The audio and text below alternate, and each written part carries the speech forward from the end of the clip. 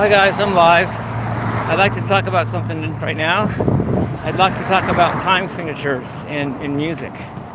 Um, First of all, there's three main categories of time signatures: simple, complex, and compound. Um, the definition of a simple time signature is a time signature that's not a multiple of three.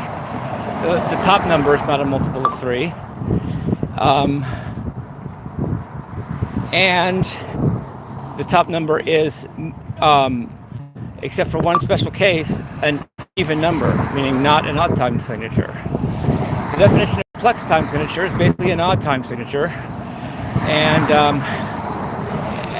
there's an exception in 3/4 time, which I'll talk about in a second. And then the definition of a compound time signature is a time signature that's a multiple of three.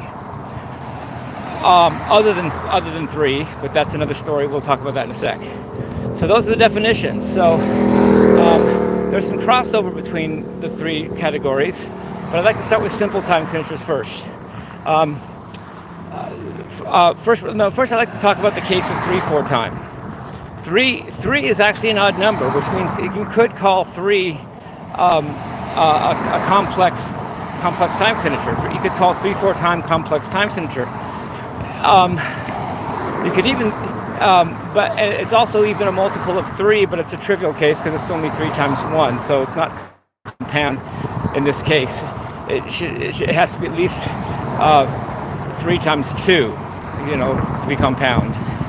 So 3 could still be called the complex time signature because 3 is an odd number. But for some reason in music, we just define and decide to call 3/4 time a simple time signature. That being said, the simple time signatures are, and we could always have 1/4 time or something like that, but that's trivial because having only one beat per measure is kind of silly. So I won't start the time signatures with 1/4 or anything like that. I'll start with 2, meaning let's say 2/4 time. That's a simple time signature because 2 is an even number and not a multiple of 3. Then there's 3/4. It could be 2/2 time also, but whatever. Then there's 3/4 time, which I just said, or it could be 3/2 time or 3/8 time, which I just said is defined as a simple time signature. Then there's 4/4 time or 4/2 time or 4/8 time or whatever, and that's a simple time signature. And then there's 6/4 time or 6/8 time.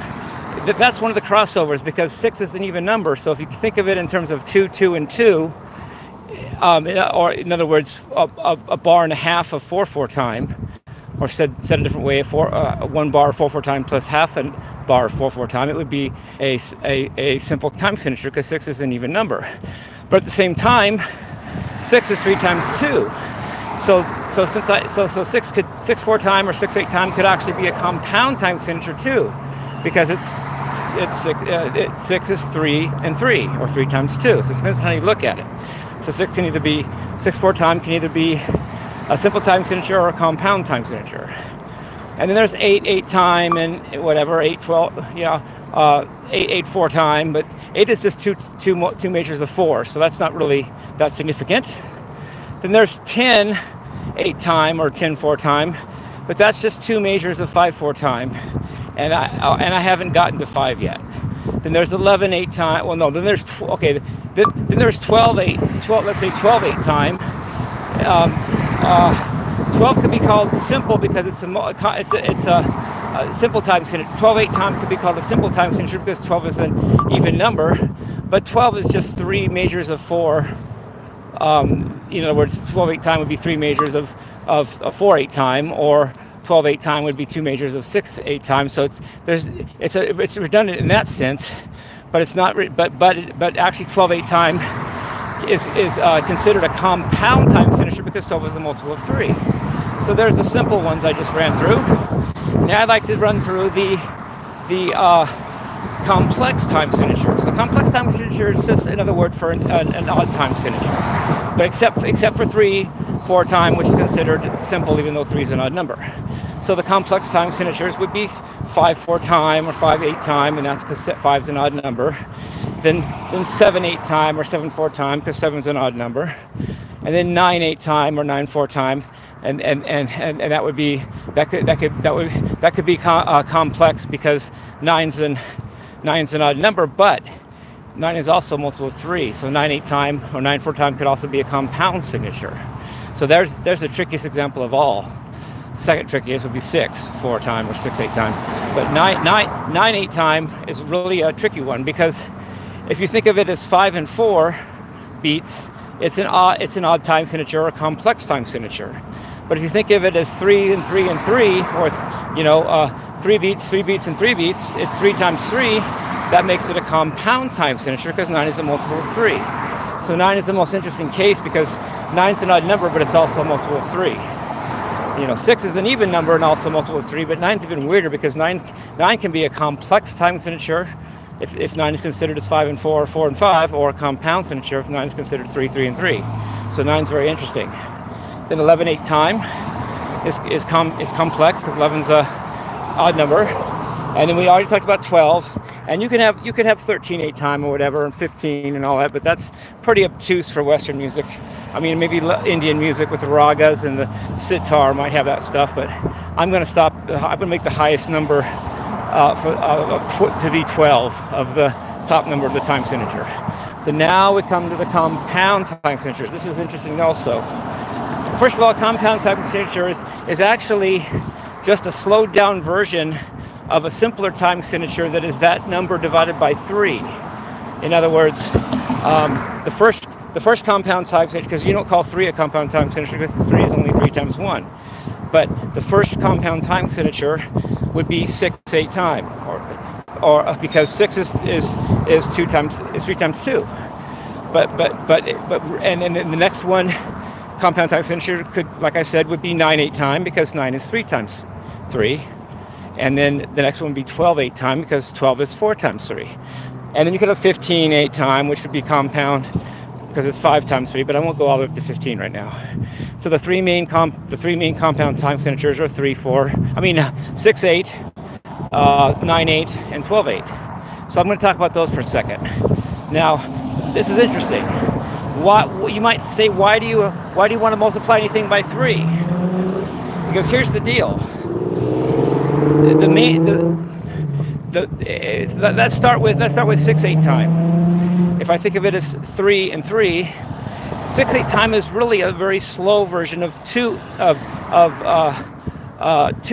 I'll call it 2/4 time. I'll call it because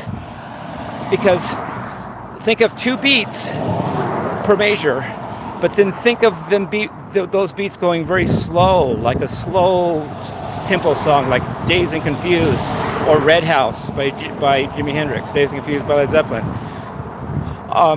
Where the beat is slow, so the 2/4 goes by so slow that you can put triplets in for each of the beats, and the first triplet would be the first three notes over the first beat, and then the next triplet would be the next 3 notes over the second beat. And because the beat is the tempo is so slow, you can make those actual subdivisions of the beat be the actual notes that you're counting in the time signature. So really 6/8 time is just a really slow version of 2/4 time, but with triplet feel. So in 2/4 time, if the first beat has 3 notes, that would be the 3/8, and if the second beat has 3 notes, that would be 3/8, and then 3 and 3 is 6, so it's 6/8. So 6/8 time is just really slow 2/4 time with triplet feel, but measured from the counting of the triplets within the beat rather than the actual main beat. And in the same way, 9/8 time, 9/8 time can be a compound time signature, and that's just slowed down. 9/8 time is just slowed down 3/4 time, because if you have 3/4 but it's really slow, the first beat gets 3 triplets if it's in triplet feel, the second beat gets 3 triplets, and the third beat gets 3 triplets, and 3 and 3 and 3 is 9. So 9/8 time is just slowed down 3/4 time with triplet feel. Finally, 12/4 time or 12/8 time is slowed down 4/4 time but with triplet feel. So if you have 4/4 time and you're playing it really slow, then the first beat of the 4 gets 3, the second beat of the 4 gets 3, the third beat of the 4 gets 3, and the fourth beat of the 4 gets 3, and 3 times 4 is 12, so 12/8 time. 12/8 time is just really slow 4/4 time with triplet feel. And then you count the three triplets of the first beat is 3, and the 3 triplets of the second beat is 3, the 3 triplets of the third beat is 3, and the 3 triplets of the fourth beat is 3, and 3 and 3 and 3 and 3 make 12, and you have 12/8 time. So I got dazed and confused. So I'm going to just use that as an example of 12/8 time here, just for a second here. So it's dun dun dun dun dun dun dun dun dun dun. And War Pigs, same thing, or Red House by Jimi Hendrix. War Pigs is Black Sabbath. So that beat would be, if I counted it in 4, it would be 1, 2, 3, 4. 1, 2, 3, 4. But I'm not going to do that. I'm going to count triplets and make it 12. So I'm going to count 1, 2, 3, 4, 5, 6, 7, 8, 9, 10, 11, 12. 1, 2, 3, 4, 5, 6, 7, 8, 9, 10, 11, 12. See, the triplets are what count.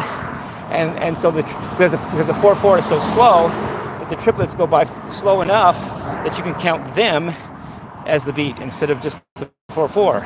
And to contrast to why that wouldn't work with faster tempo at 4/4, to let's say Back in Black, and that's 4/4 also, but it's faster. 1, 2, 3, 4, 1, 2, 3, 4, 1, 2, 3, 4, 1, 2, 3, dun dun dun dun dun dun dun 1, 2, 3, 4, 1, 2, 1, 2, 3, 4, 1, 2, 3, 4, 1, 2, 3. See, that's a faster tempo 4/4, and if you did triplets, it would be really quick, and that would be too fast to count that as 12/8. You just count it as 4/4. But if the 4/4 is really slow, like in War Pigs too, it was very slow 4/4 with triplet feel. You actually count each individual triplet note within the subdivision of each of the 4 beats as the actual main beat, and you get beats that are called, you get time signatures called compound time signatures, which is 6/8, 9/8, and 12/8. So I hope you guys enjoyed the video. If you learned something, love you guys. Peace. Rock and roll.